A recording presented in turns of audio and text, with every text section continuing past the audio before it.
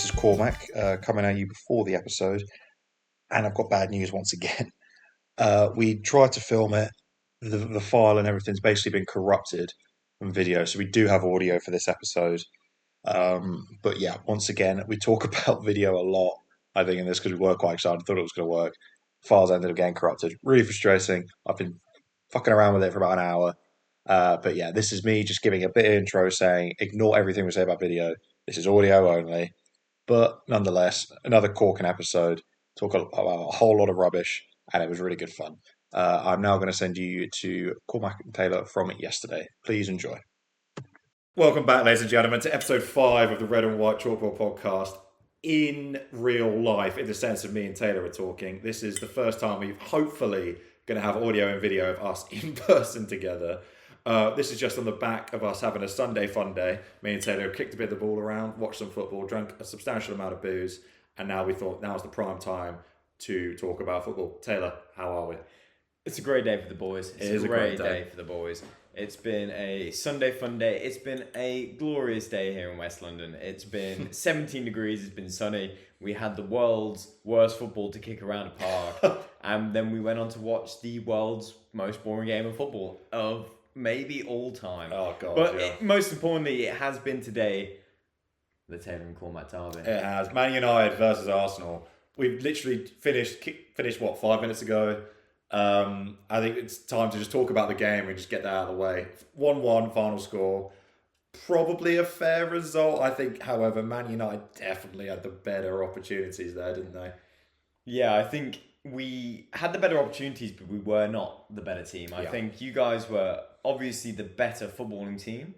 We just managed to create, which is crazy because we never create anything, enough opportunities to make us think that we should have won the game. I think you guys were very dull, but so were we. Yeah. But we were the less dull team. I think so. Dull team. That first half especially, nothing happened. Yeah. It was so boring. Thank God me and Taylor were a little bit pissed because it was so dull.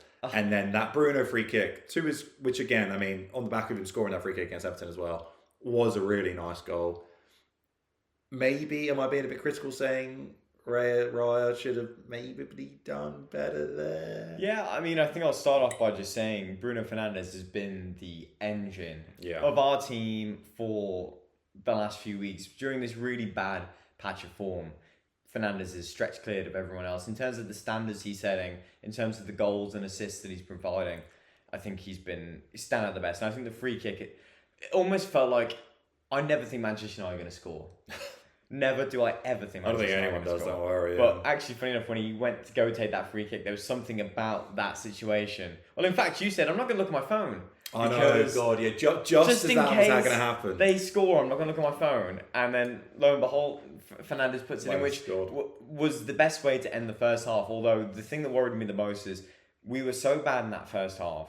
As were Arsenal, but we were especially so bad.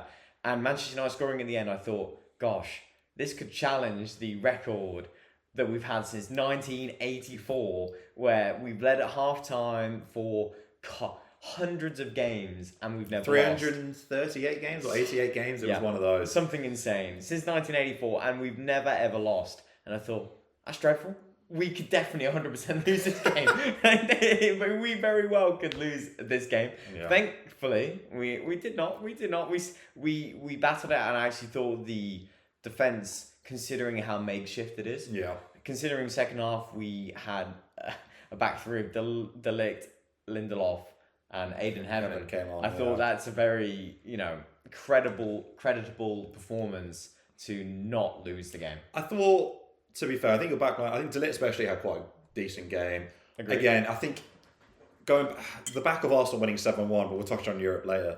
But the back of Arsenal winning 7-1 in the week, where we looked a lot more dangerous and we were playing those balls, we were making those runs, that went again. Again, this might say more about PSV's quality than it does Arsenal's quality going forward.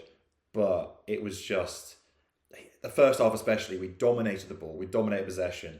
I don't think we really created a clear-cut chance. I don't think there was anything there. And that was just quite frustrating, once again, to watch. And again, credit to Man United, credit especially to the back line. The midfield was fine. I don't think Man United played poorly by any means. And especially going in the second half. They had a good few chances. Haaland had that one chance, which was a good tackle from Gabriel. Zalit had that. Zalit, what am I talking about? Xerxes had that chance. That he had the back heel as well, which was ambitious. Ryan made a few good saves. I think a draw probably was a fair result. You definitely had. I'm curious to see the XG. I haven't looked at that yet. But I think Man United definitely had the better chances. But in terms of Arsenal had more of the ball and possession, but that means fuck all really. But I think probably a draw is probably fair. Yeah, 100%. I think you can look at that game and think it almost had draw written all over it. I think from an Arsenal perspective, you guys really look so competent in possession. I think your defences they're big boys, so they're steadied, and I think that midfield. I just think that it's that bite in attack which you guys have been missing, and it's a shame because. What was your thoughts on Odegaard for that game? So I thought personally he looked very tardy, very competent, and was almost running the game in parts. So especially in the first half. That is what his form has been showing lately. I think he's definitely because there's been a lot of talk. I mean, especially even from us, we mentioned it. He has struggled since coming back. I think the first half, especially, he was taking command. He was picking up the ball. He was playing the passes, but he does suffer. Him and Winiari don't have that same connection that him and Saka have. I mean, you can't, he's poor kid, he's 17 years old, and I think he's unbelievable, but he isn't Saka, and Odegaard knows that as well. I think, like I said, the first half he was good. Second half he was a little bit more, wasn't quite as there. I thought Rice had a really good game. I think he actually won man of the match, but I think he was really solid. That goal that he scored as well was lovely. Great goal. Timber did well to play it to him. It was a really nice finish. But I just don't think Odegaard alone could have done enough. Because he's not that goal scorer. I think last year, I don't know what he finished on goals-wise. It was in the teens, kind of like 14, 15 goals in all competitions. But he's not going to go out and create his own goal. I think he scored against us before. I just don't think this season he's been at that level. No, he hasn't. He hasn't. I think it's a back he's still at a very high level. Absolutely. But I just don't think he's at that level. He's still probably our best player. It's a combination of him, Saka, and Rice. Yeah, maybe. Yeah. So, I mean, we've got so many good players. At the moment. Have got so. And I'm so jealous. Going back to the game that was today, draw probably a fair result. It was today, and it probably was a fair result. Very boring. I think both teams offered such little. God. Low-key super gutted about Manchester United's that chance in the final few minutes. Not literally 93rd minute. Yeah. Bruno Fernandes. Not open goal because obviously he saved it, so it's obviously not. Yeah, because that was when you're watching it as well. It was like the spin could go anywhere. It was the top spin after, and I thought, gosh, just imagine. And sadly, we have the most out of form striker in the world ever in the form of Rasmus Haaland. And if it was someone who had even 10% more luck than he does right now, that ball would have spun into his face, and he would have scored the winning goal. Yeah, but it's just not there at the minute, and I think. Yeah, overall looking at it, imagine if the Xerxes flick had gone in, that was cool. That would have been nice. Oh, God, dribbly boy. And, and I think 1-1, totally fair reflection. It's such a shame this game simply means nothing. Mm-hmm. Even means less. Well, that's the thing, isn't it? It's just, as me and Taylor are really trying to get hyped up about this game. Because obviously, this happens however many times a year, or 3 times this year. And it's always the Cormac and Taylor derby. What's going to happen? But this means it's the difference between Arsenal finishing second and maybe third, probably second for the third year in a row, and United finishing 15th and 12th. So true. So who really gives it almost means more to us in the basis that we actually had to play all of our available players today against you just to not lose. And that means we're going to be more tired come Thursday when we have the most important game of our season against Real Sociedad at home. Yeah. Whereas you guys have already battered PSV 7-1. So it's it almost means less to you because you haven't even got to rest anyone for this game. Exactly. You can just either go win it, awesome, brilliant, beat Manchester United, or we move on to the next. Absolutely. Well, speaking of Sociedad there, as you just said, Taylor, you've just come back from 3 days in San Sebastián. Went out to watch Man United versus Sociedad. How was your time away? Now, you haven't told me everything. We kept it all for the pod. But... We did. It was a fantastic European away venue. The game itself was so meh, so stinky. Yeah. Firstly, I'll start with the fact that Real Sociedad Stadium, they trapped the away fans. Dog shit. Yeah. At the highest point of the stadium, and they stick a pillar in front of of the pitch, and they also stick a huge net in front of the pitch. So unless you're at the absolute optimum angle, you are going to see about 40% of the game. Which as a United fan is probably as much as you want to see, isn't it? Thankfully, I had managed to consume enough beers before the game that I took my 40% way down to approximately about 3%. And the game was so mad. The most exciting point, I'd say, of the game, outside of obviously Xerxes outside of the box, nice pass back by Garnacho. Keeper should have saved it. Oh, God. But, I will simply take what I will, what I'm given. And outside of that, the most exciting bit was when I thought the Real Sociedad player who had challenged Garnacho post corner was getting a red card. And my friend Herb turned to me and said... shout out Herb, by the way. He's going to be a regular feature of this podcast. Everyone's going to see a lot more of Herb, I'm so sorry. But shout out my boy Herb. He's gonna absolutely love the shout out, but he's going to love it. Oh, yeah. But he turns to me and he says... It's a red card for the guy challenged Garnacho. I was like, that's brilliant. I start going, yes, with happiness. I'm like, come on. And then I look at the screen and then I see potential penalty check. And I'm like, fuck's cool, sake. Nice. Yeah, I should have really anticipated it. No idea what the penalty is for. Still don't know what the penalty is for. If someone wants to comment and enlighten me on what the penalty was actually for, I'm more than happy to know about it. But all I know is that they scored the penalty and it went to 1-1. Yep. And I think outside of that period where Manchester United scored and Real Sociedad equalised, we had chances to double our lead. Or we had the chances to score in the form of, for example, Dalot being... Apparently he's got a really deadly allergy. And it's the allergy of crossing the ball into the box first time. There was a moment there where I was like, oh God, hang on. Yeah. He just played, what do you mean? No. He has got one deadly allergy. Shame. That's your player of the season, actually. You should watch what you say. Yeah, it's true. He was our last year's player of the season. But this season... God. Oh, cool, blimey. I mean, we've just watched the game and there was a very poignant moment in when he got the ball on the far line after we had retrieved it from a set piece. And he just kicked out of play. kicked out of play. Ball. I was like, it's probably the best cross he's put in all night. And to not watch him cross the ball to Højlund, despite Højlund even getting in front of his man, was as close to a heartbreak as I've probably ever experienced. Yeah, it was up there with the worst. So the game was lackluster. The stadium was lackluster. Mm-hmm. I thought, outside of that though, probably the best city I've ever been to in my life. I would say, well, you said that to me. You had the best time ever because you never been to northern Spain before, which I haven't either. That's it. And I lived in Spain for a year. I lived in southern Spain for a year, and it's brilliant down there. But damn, it's just too hot. And there's got a whole life the San Sebastián has beautiful beaches. It's a beautifully sized city. It's got. I had a fantastic day where it was 18 degrees. I was able to sit down, eat the pinchos, which is their form of tapas. And they have more Michelin-star restaurants in that city per head than anywhere else in the world outside of Paris. So the food quality there, I just noticed to be fantastic. I ate so much good food. I drank so much good wine. And the whole vibe of the city is just...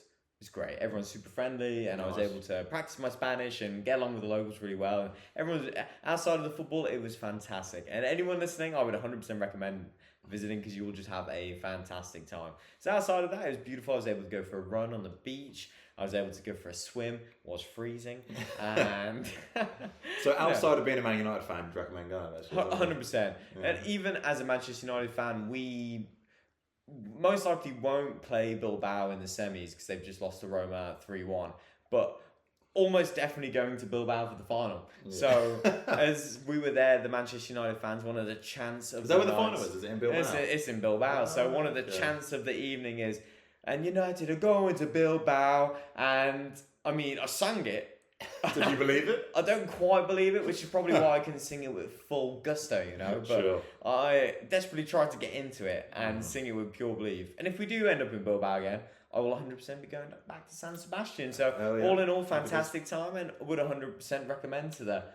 What do you think then going into the next game? What do you fancy your chance? So 1-1 going to Old Trafford on Thursday. That's a great question.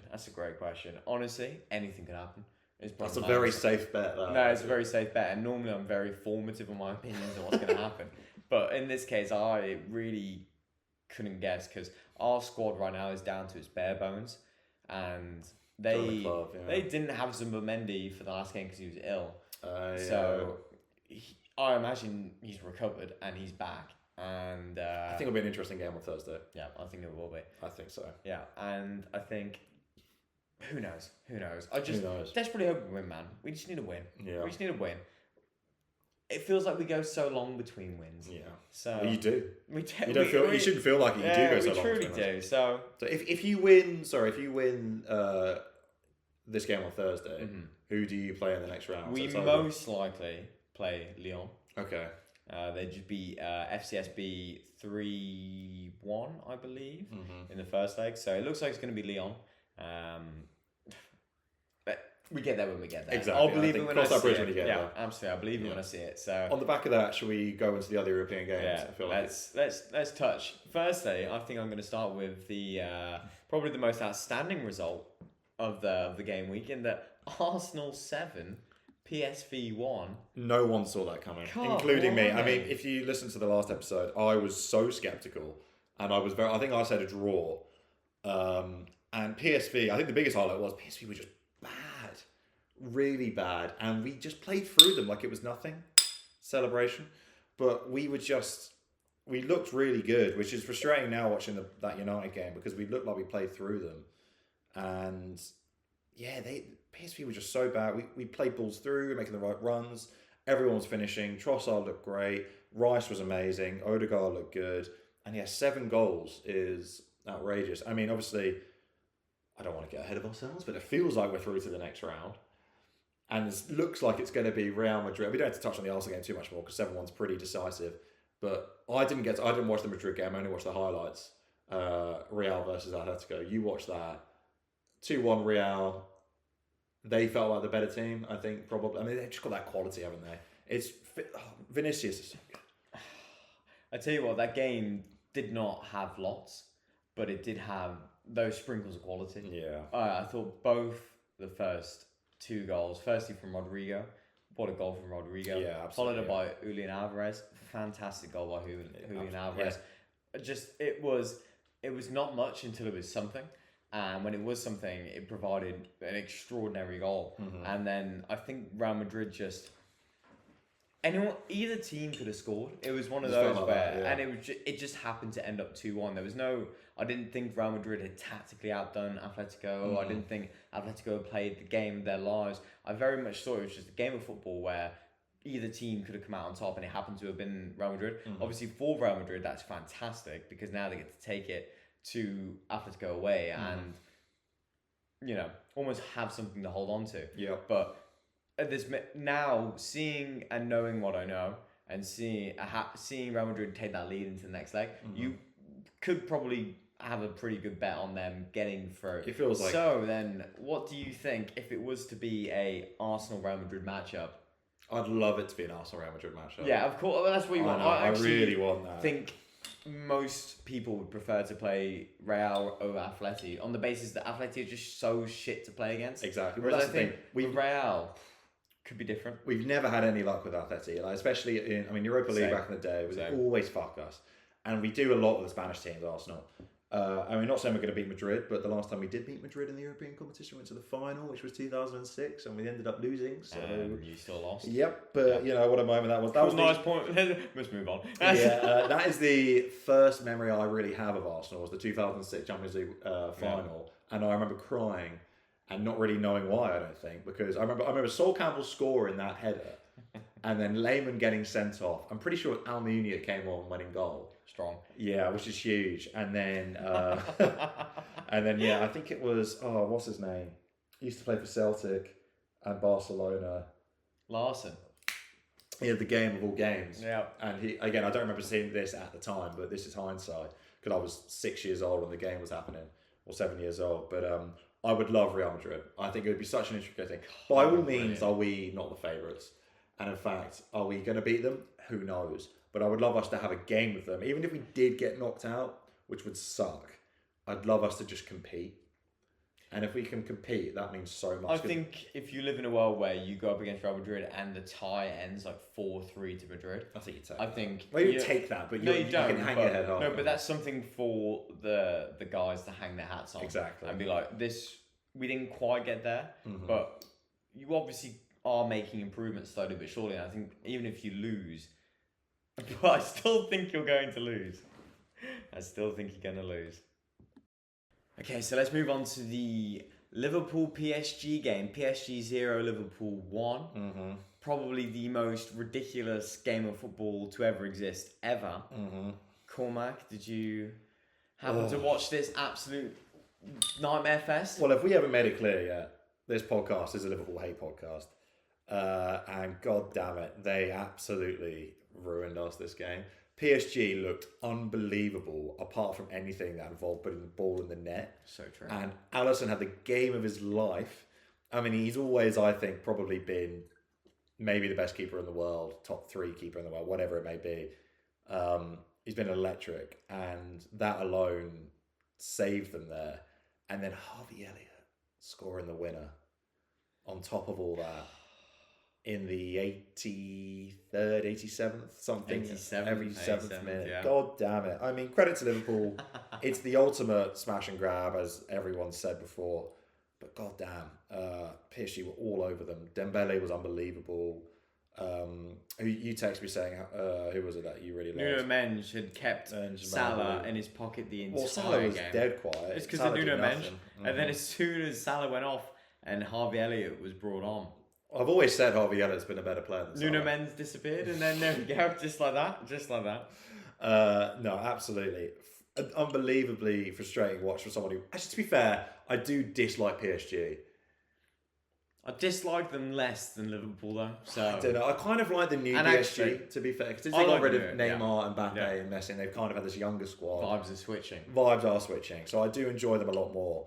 But I'm still frustrated that Liverpool was able to go out and get the win. But I mean, absolutely fair play. It was a fucking big Darwin with the assist as well. Yeah, which is great. He scored yesterday. It's not great at all. No, it's not great. It's a thing. It is. I think it's definitely a thing. Liverpool were just so unbelievably lucky.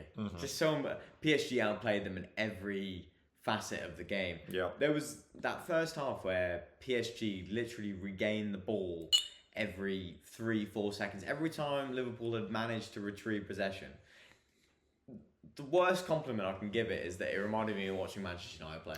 In terms of just being up against a calibre opponent which you simply cannot contain. Yeah. And I thought PSG were just all over them. They were so good. It was so obviously they were better. And pulling up some stats here right now. Yeah. Looking at that, PSG had 70% possession. That's insane. They had a 1.8 xG to Liverpool's 0.27, and Liverpool had a 0 xG up until that Harvey Elliott shot. Really? Wow.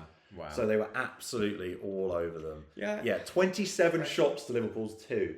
That's crazy, man. It's ridiculous. Crazy, it's the type of victory that if your club gets it specifically, you're over the moon with because you're like, this is awesome. You feel all the vibes. Whereas you're just, I'm just someone. I'm not a neutral. Definitely not a neutral. Put that on record immediately. I'm not a neutral. God. But to see that happen, I'm just like, I actually watched the game as well and thought, I cannot believe that PSG had not scored here. I know. It was outrageous. Yeah. And again, Alisson had the absolute performance. I really like Alisson. It's always been better than Edison. Always been better. Not even a conversation, in my opinion. I completely agree. I listened to the Overlap podcast. They had Kasper Schmeichel on this week, and I really liked him actually. He came across really well. And he did. He really knew what about. But he was always like talking about how much he loved Edison. Yeah. And again, he has, to be fair, maybe a smidge more credit talking about goalkeepers than I do. Slightly. I don't know, man. I question that. No, you're right. It's pretty even. It's pretty even. But he is a big Edison guy. And I get it. Really? Yeah, I get it in the sense that he has an unbelievable ability to play out from the back.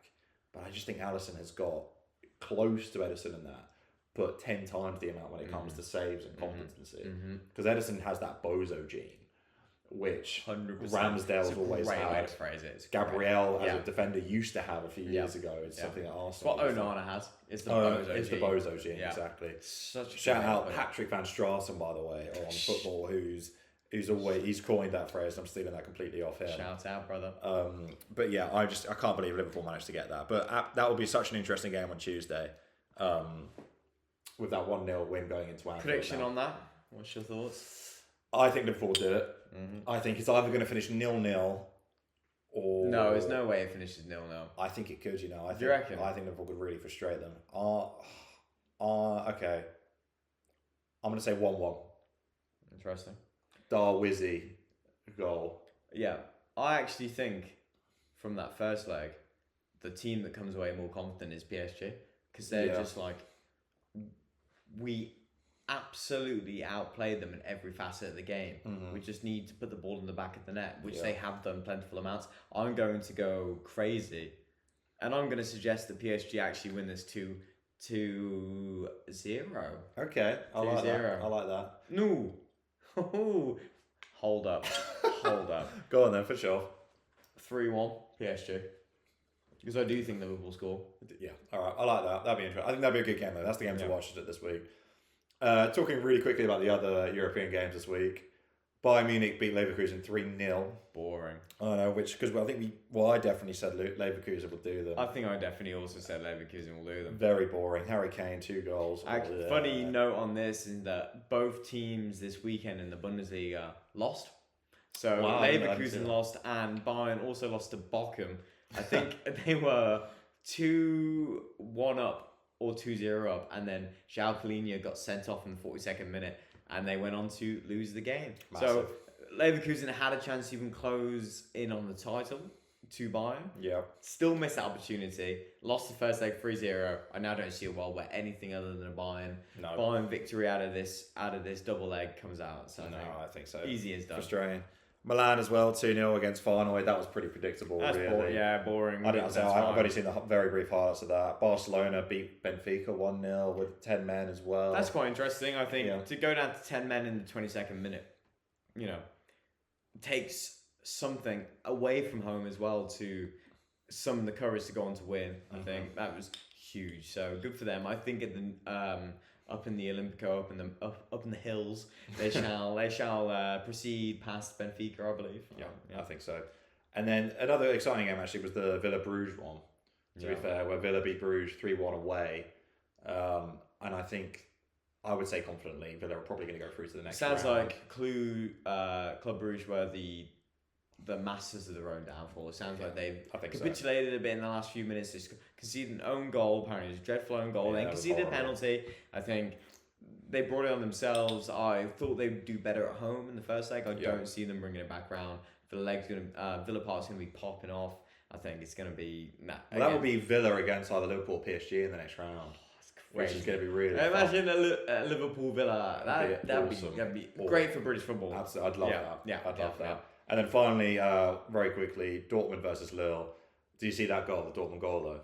Oh, I did. It was beautifully hit. So sweet. That's what we love football for. That was imagine us on the park earlier with the lightest size, doing it with our eyes closed, realistically sized free-size football ever, and just with approximately 1.5 meters distance between the two of us. Imagine that, but going into the net at full speed and perfectly hit times 1,000,000. Mm-hmm. And that's probably what you're going for. Yeah, I think so. But I put Lille to get Dortmund in that, and now it's 1-1 going into the next round. I think we might have both said Lille again. We'll refer back to our we'll do predictions at some point. Probably do it for the next pod or the next time there's European games. Mm-hmm. But yeah, I think so. That's I still fancy Lille on that one. I still fancy Lille. Yeah. That's it. All right, then going on now, I think probably to the Premier League games just over the weekend. I mean, the big talking point really is kind of the Champions League spots and the early kickoff yesterday, which was Forest versus City. Forest beating City 1-0 in that 80th minute Hudson-Odoi goal. It was a pretty dull game, really, but that is a huge game in terms of the race for the Champions League. Because on the back of that as well, Chelsea have won today as well, which we'll come on to in a minute. That now puts City in 5th, which makes things... Obviously, that does qualify them for the Champions League, but they are only now 1 point ahead of Brighton, 2 points ahead of Villa, who have had an extra game, and 3 points ahead of Bournemouth, who are joint on games with City. It feels like Forest could do it and qualify now, because they're 2 points clear now of 4th. They're in 3rd. Do you reckon they're going to hold on? Firstly, I want to start on the fact that Callum Hudson-Odoi, £3 million, by the way, from Chelsea. What a magnificent piece of business. Mm-hmm. These are the type of punts that clubs like Forest should be taking. Yeah. Because there is so much dividends to signing someone for $3 million. It's akin to what Crystal Palace have done with Ismaila Sarr. Yep. From Marseille, 12 million. 12 mil for him. Yeah. And just these players who have so much potential quality, and if maybe they have the consistent game time to go for it. Hudson-Odoi scoring a winner against Manchester City for a team third in the league, and it's not Chelsea. It's beautiful. God, thank God for that. Thank goodness. Yeah, it's brilliant. Yeah. And I think Nottingham Forest have... It's unbelievable almost. We're living in a world right now where Nottingham Forest have just beat Manchester City 1-0, and it's not the most spoken about thing in the world, because for so long in previous seasons, had Manchester City lost 1-0 to Forest, the world would have been like, this is the craziest result of all time. But no, actually, we're living in a world where we're going into this game and Nottingham Forest are ahead of Manchester City in the Premier League and are having this all-time season. One for the ages. It's almost, beautiful. It's with a week into March and they're third in the Prem. And they're not too far behind Arsenal. They're 4 points behind, I believe. So, I mean, just credit to them.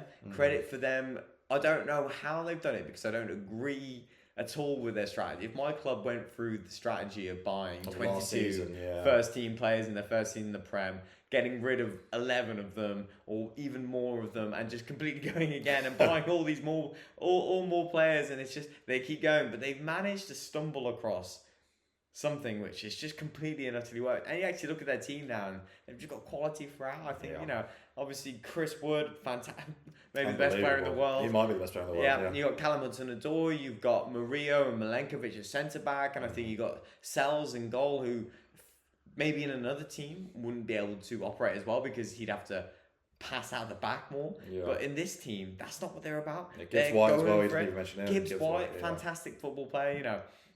Anthony Elanga, shout out my boy Anthony Elanga. Love Elanga. He's athlete is what he is. Athlete. He's more of an athlete than a football player. Probably. But I can't. Boy, would I love a bit of that in a Manchester United team. I'd kill for an inch of athleticism. So I think credit to what they've done. And all I want to say about Manchester City is, lol, you're going to get relegated. Yeah, that's it. But Sells, you said there, so he's got the Golden Glove as things stand. He's got 12 clean sheets, which is 2 ahead of Raya or Raya or Raya? I don't even know. I always say Raya. I think it's David Raya. Okay, let's say Raya then, just for the sake of, probably what it is. I have no idea. I'm going to butcher them in English. But yeah, so he's 2 ahead, which shows how good Forest have been defensively. But yeah, City now, 9 defeats, I believe, all season, which is more than the last 2 seasons combined. I'm pretty sure that's a stat that I'm not making up. Big summer spending coming. No, they're going to get relegated. Oh, they're not going to get relegated. They will. My brain sits on... Sorry, real quick, just editing that. My brain sits on that they're going to get a big fine, maybe. I think it's a slap on the wrist fine. Yeah. Out of anything. Like 10 mil fine. Yeah, but my heart says League 2, transfer ban, everything stripped. No, I mean, even if they got found guilty, they wouldn't get anything stripped because the Premier League won't want to rewrite history. Yeah. Because it strips some of its greatest moments. Mm-hmm. Yeah. But I do, it goes one of 2 ways. But anyway, so maybe if they get fined, I think if anything, they get fined and they have a transfer ban. Yeah. So That's true. If they avoid those 2 things, then I think big summer spending coming. I just spent 200 mil. That's crazy. In January. Yeah, in January. I mean, I think Kusanov, he's been pretty good for them since he's come in. I think outside of that first half against Chelsea, I think he's been pretty solid. For a 19-year-old. For a very young chap who's obviously really adapting, I think he's shown a lot of promise for them, which is good. And Mamouche as well. I don't necessarily think in recent history, Manchester United. It's always on the brain. It's muscle memory. On the brain. Manchester City haven't bought. Talking bad about a football club, you can't help it. No, I know.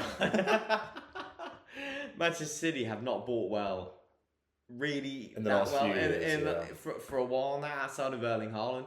3 years ago. I don't think they've spent much money very well. So it'll be interesting. It'll be an interesting summer, I think, for a lot of teams. Overall, LOL City, good for Forest. Very good for Forest. I think then kind of looking at that top 4 fight, we took at the Brighton-Fulham game a little bit. 2-1 in the end. They got a last-minute penalty, which was a little bit shoddy, really. Your 2 favourite players combined for Brighton's first goal. Van Hecke goal, Calvin Bassey fuck up.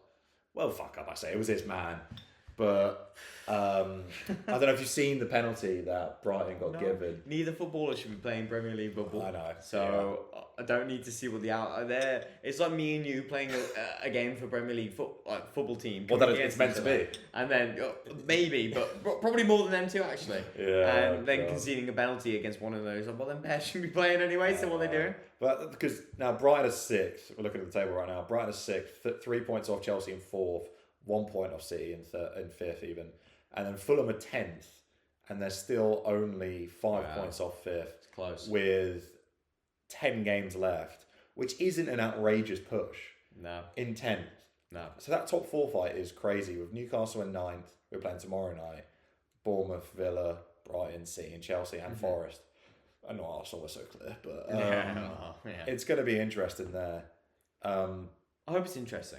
I think it's the only thing really left because looking at the kind of the bottom 3, that kind of feels settled for on the league, obviously, and it's just going to be, I think that's going to be the thing that comes down to the final day. Yeah, especially if what feels like we're going to get that 5th place in Champions League. Yeah, which feels fairly. Imagine we live in a world where, for whatever reason, Chelsea and Man City continue kind of this malaise that they're both going through, and then Brighton and Villa and maybe even a Bournemouth, for example. It's only point. It's all sneak in. Imagine if we lived in a world. Shout out Fabian Herzler, by the way. Yeah, absolutely. Bro's 32. Wild. Bro's not many years off of us managing in the Premier League, and not just managing, but doing arguably a better job than De Zerbi, who is much coveted, is doing with considering the players they've sold and they actually spent the most money in the whole of Europe last year. Yeah. So that is one thing, but they're doing it with a different perspective than anyone else because they're not spending their money for glory. They're not spending their money for league titles. If they got far in a cup competition, that's a success. They're not in Europe, so they're not spending their money for that goals. They're seeing it as we're going to buy these potential players and bring them in, see how they do, blood them into Premier League football, and if it works, it could be amazing because they're very high on our data charts and they're being scouted for a reason. So we bring them in, we give them the opportunity to play and see how they do. And they've obviously married that together with a very young coach.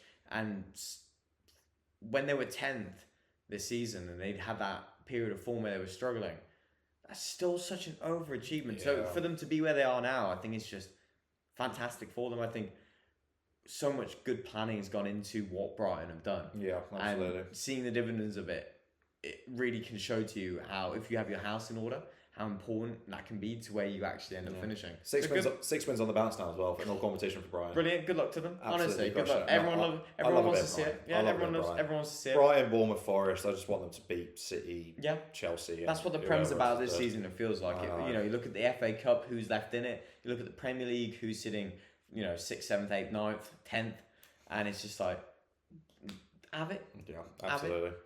Liverpool, Southampton. Liverpool did go 1-0 down early, and they came back on 3-1. Salah Ballon d'Or, 2 penalties, stink sesh. Yeah, he did. I saw he has the new record for the most points in FPL, so fantasy football record for most points in a season. Already. No way. Which is wild. That's crazy. If you're into that, which I am, unfortunately, and I'm in 3 different leagues, and I'm very mid-table on all of them. But now so he's got 2 goals that last game. That now puts him up to 184, which is 3 behind Andy Cole in 4th place for overall Premier League goals, and joint with Aguero. Wow. Right, here's a question for you. Who would you rather have in your team, Aguero or Salah? That might be the worst question anyone's ever asked me. To me, it's easy. Do you think? I think Aguero, personally. I would say Salah. Would you? I would definitely say Salah. Every time I watched Aguero, I just thought this guy is getting a goal. Yeah, this guy's getting a goal. He is what a striker should be. Sure. They don't make him like him anymore. No, they don't. Like thick bottom boys. Thick bottom boys. It's an insane thing to say on record. Absolutely. That's the ad right there. That's the trailer for the pod. Thick Bottom Boys featuring Cormac and Taylor. Come back. That's insane. But it's true though. They don't make him quite like him anymore. I just think, no, I just can't pick Salah. I hate Liverpool too much. I really like Salah. I get it. And they're different players on there as well. Obviously, Salah's a winger. Yeah. Aguero is more of a striker. Which makes it almost more impressive that he scored as many goals as he has. But I just think Aguero being a striker to score that many goals is very impressive in itself. Yeah, true. I think he's probably got... I think Aguero did, or he's definitely close, had the most goals to game or the goals per minute ratio. Yeah, I think... One of them ones, whatever it was. I always think like iconic moments, and naturally you have that moment again for them to win. I don't even know what you're on about, actually. The Premier League winning goal against QPR in like the 96th minute. Stupid shit. And I think I remember watching him against Manchester United so many times and him scoring a great goal. Granted, Salah has also scored many goals against us, so I just personally remember Aguero, and it's probably nostalgia. Yeah, nostalgia's a heavy drug. Yeah. But anyway, still... Yeah. Going back to the Liverpool thing, so Darwin Nunez, as he's known by everyone, Dark Lizzie, got a goal, which is wild. He still looks as crazy as he's ever looked. Every time he gets the ball, he snatches everything. Do Liverpool get rid of him in the summer? It feels like they probably do, right? I think so, yeah. I think firstly there should have been a red card. It's a dreadful challenge. Red card? Yeah, I do think so because I think if he connects with the player better, I think if you're a referee and these refs know who these players are. But you don't want the refs to do that though. Surely you don't want the players to ref off reputation. No, I don't. But also, I think you have to take that into consideration. I don't think you can just do it completely unbiasedly because I don't think. But that's what happened with Xhaka with Arsenal when he was there. He would put in a yellow card challenge and would get sent off all the time for it. No, I just think, for example, there's other players who wouldn't ever it's not going through their brain to do that in that moment. Whereas for him, it was a frustration. That wasn't even to stop the move. That was an aggressive-esque challenge. Sure. Still wasn't a red for me though. No, I think it. I mean, maybe it's because I hate Liverpool, but I just think I just see a world where, for example, if Casemiro did that and fuck Casemiro, that's why. Well, yeah, probably. And I think if Casemiro had done that, everyone's looking at that and thinking, is that a red? And there's a chance where it gets turned into a red. So I think it can be a perception-based thing sometimes. Oh, no, absolutely. I think that's fair. But yeah, I think he's gone in the summer, isn't he? As entertaining he is to watch, he probably is. He has Manchester United written all over him from when we could have bought him a few years ago. Yeah, but how much did they buy him for in the end? It was like 80. No, it was like 80 million euros. It was insane. So about 70 million pounds. Wow. So Man U were very close to signing him, and that would have just been so Man U had we done it. So I'm glad Liverpool took that bullet for us. But yeah. So, all right, touching on the other games then from this weekend, Brentford versus Villa. Taylor, give me a stat from that game, please. Ollie Watkins has scored 6 goals in 7 games against his former side. Wow, what a stat that is. That's a great stat. It's a crazy stat. Villa up to 7th, 2 points behind 5th, so they can still push for Champions League. They played that extra game. I don't think they'll do it. I just think they're so far. I think I would like them. It's kind of like an unbiased. I've got no real strong feelings about Villa. I'd like them to have a bit of a push in the Champions League, whatever that looks like. I mean, it probably means that they're going to beat Bruges in the next round, and then play either Liverpool or PSG, and probably they'll be the underdogs in that sense. But I'd like them to beat either of those teams, to be completely honest. Yeah, I actually don't think Villa get enough credit for what they've done. I think you're right. Considering they got promoted 6 years ago. I don't know. I'm kind of putting that number. I even go as recently as far back as the fact that they had Steven Gerrard in charge and were tremendously dreadful. Like they were, going on relegation form, and in that very short period of time since Unai Emery has taken over, they have completely transformed the club and have overachieved in pretty much every sense of the word, and have just done so well. And the fact that they're in the Champions League this season, based on last year, brilliant in itself. The fact that they are going to be progressing to the next round of Champions League is fantastic. And the fact that they are still within touching distance in the table of Champions League place, considering the added fixtures that they've had to face in the Champions League, I think that's brilliant. I think absolute credit to Emery, innit? Yeah, It's all Emery, innit? Emery and the club for recruitment. bringing him in and trusting him, and annoyingly, I hate I'm going to say this, but they see him as their Sir Alex Ferguson. Oh wow, that's a sentence. That. No, they do. That's why they gave him the extra contract. That's why they brought his amigo Monchi in, and they like the long hair geezer, isn't it? Yeah, and he has been dovetailing with Emery on all their signings and all their style of play and everything, and I think they've just really hit a great spot. Sure. So yeah, credit to Villa. Credit to them. Palace Ipswich. That finished 1-0. Sarr scoring the winner there. Bargain. Absolutely. We mentioned that 12 million. Yep. So unbelievable. Actually, I think Palace are. I think they're 8 wins in the last 10. Yep.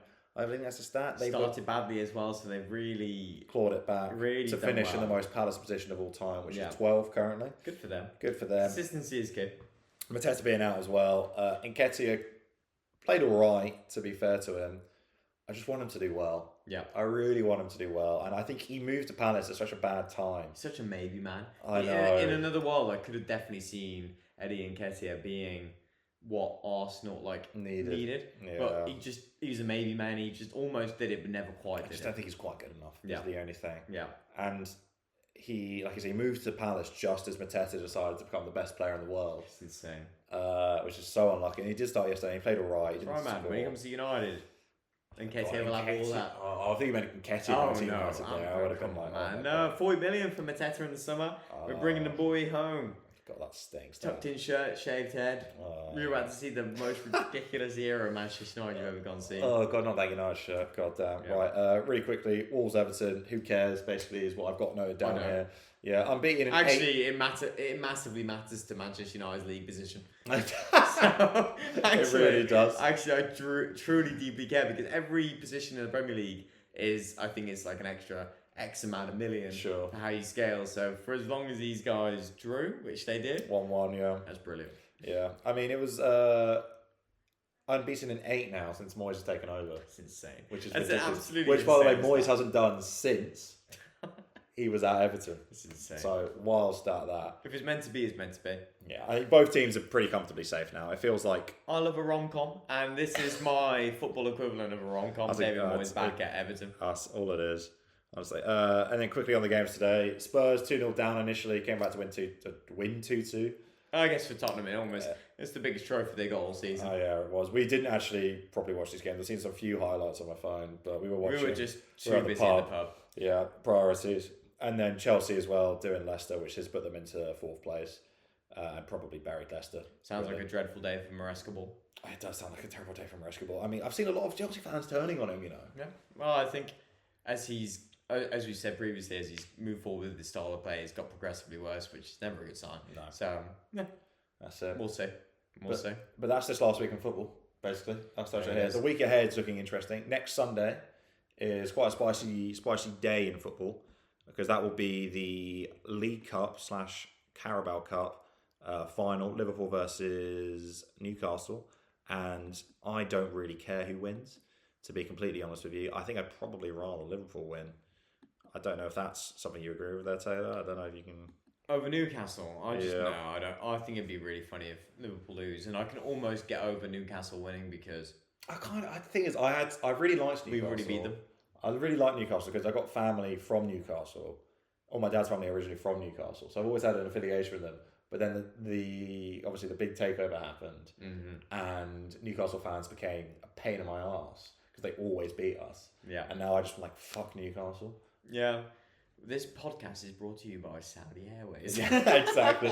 Actually, that being said, if they do want to sponsor us and give us a lot of money, I will. We will happily take it. I will sell out my soul for a bunch of Saudi money. Do not worry about that. A Saudi sponsorship could definitely come up close right now. Oh my god, that would be huge for some podcast equipment. But yeah, I don't care. Either or really, don't care. But we've got some big European games obviously this week, so to kind of finish off that, Arsenal through who knows, but United on Thursday, Liverpool versus PSG on Tuesday, and all the other European games, which we'll come back to next week.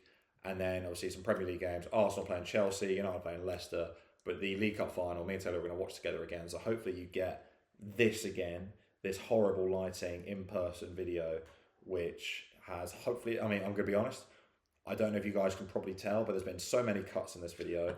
We've given Cormac so many edits to do, and there's going to be a pain in the arse and interesting to figure out how it goes. But I'd like to think this has been a bit of another success of a podcast.